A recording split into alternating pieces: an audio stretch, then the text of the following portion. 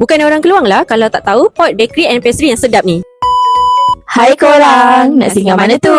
Hari ni Laka nak buat kayak gimana? Hari ni saya nak bawa akak pergi Pot Legend dekat Keluang. Uish, kat mana tu? Akak orang Keluang pun macam tak biasa pergilah. Apa ni? Ni Pot Bakery paling legend tau dekat Keluang. Apa yang kau selalu beli kat sini?